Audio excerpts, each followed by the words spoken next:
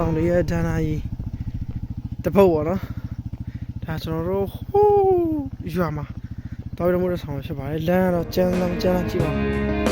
ဒီလမ်းတွေ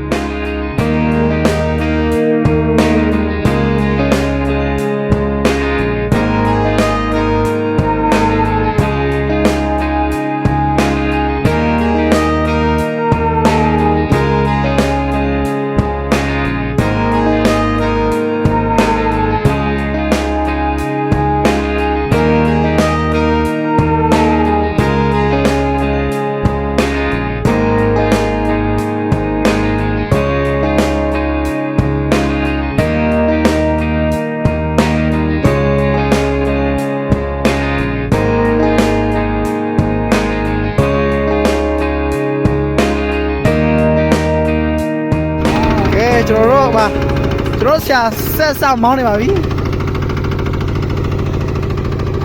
မောင်းနေပါတယ်မောင်းနေပါတယ်